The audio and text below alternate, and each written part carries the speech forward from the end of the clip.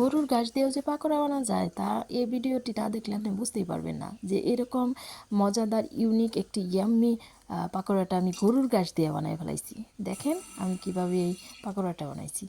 এই পাকোড়াটা কিন্তু খেতে অনেক মজা হয়েছে। তো হ্যালো বন্ধুরা, আসসালামু আলাইকুম, আশা করি সবাই ভালো আছেন। ইসমানুর রেসিপিতে আপনাদের সকলকে স্বাগতম। তো চলেন দেখা যাক গরুর ঘাস কি। এই দেখেন সেঞ্চি শাক, এটা কিন্তু গরুও খায়, ছাগলেও খায় এবং কি মুরগিও খায়। আচ্ছা, এইটা দেখেন, এটা আবার মানুষেও কিন্তু খায়, এটা শাক হিসেবে কিন্তু মানুষেও খেয়ে থাকে। তো আজকে আমি এই সেঞ্চি শাক দিয়া একটা চপ তৈরি করব। এটাকে পাকোড়া বলে, চপও বলে। আচ্ছা, এটা আমার মানে এইটা আমি সেঞ্চি শাকটা আমি এখন ইয়ের মধ্যে চুবাইছি, কী জানি কয়, এটা কী জানি কয়, ভেষনের মধ্যে একটা একটা করে সেঞ্চি শাকের পিস আমি এটার মধ্যে ডুবিয়ে ডুবিয়ে তারপরে তেলের মধ্যে ছেড়ে দিব। দেখেন কিভাবে ফুলে ফুলে উঠতেছে। আচ্ছা, এভাবে দেখেন গরুর ঘাস, ছাগলের ঘাস, মুরগির ঘাস, এই সব কিছু ঘাস এখন মানুষের ঘাস হিসেবেও খাবারের উপযোগী হয়ে গেছে।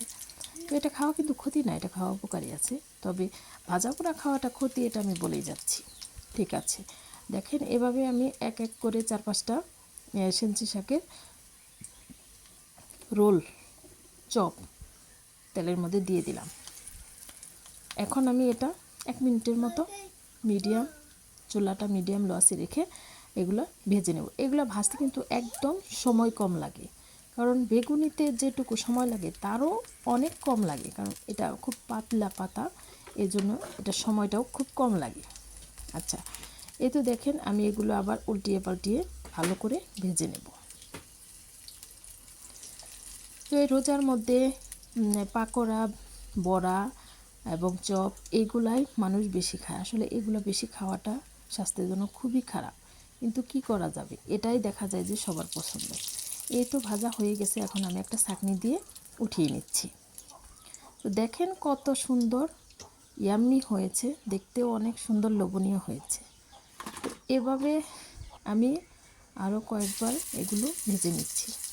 এটাই আমার এভাবে চপ ভাজাটা আমার ফার্স্ট টাইম। এর আগে আমি হয়তো কুচি কুচি করে বড়া বা পাকোড়া বানিয়েছি, কিন্তু এভাবে চপ বানাইনি। তো আমার রান্নার ভিডিওটি যদি ভালো লেগে থাকে কমেন্টে জানাবেন, লাইক শেয়ার করে আমার পাশে থাকবেন। আচ্ছা, তারপরে আর কি বলার আছে, আপনারাও বাসায় বানিয়ে দেখবেন, অনেক মজা লাগে এভাবে সেঞ্চি শাকের রোল বা পাকোড়া রেসিপি। এই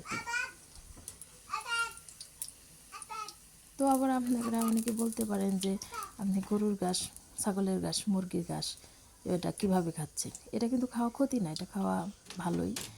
তো এই দেখেন আমার ফাইনাল ভাজা সব হয়ে গেল। এগুলো কিন্তু খেতে অনেক মজা, এক নিমিষে আপনি সবগুলো শেষ দিতে পারবেন। এটা সস দিয়ে অনেক মজা লাগে। তো ভালো থাকবেন, সুস্থ থাকবেন, আমার পরিবারের জন্য দোয়া করবেন, আমি যেন নতুন নতুন ইউনিক ভিডিও নিয়ে আপনাদের মাঝে হাজির হতে পারি। আর আমাদের জন্য সবাই দোয়া করবেন। আল্লাহ হাফিজ।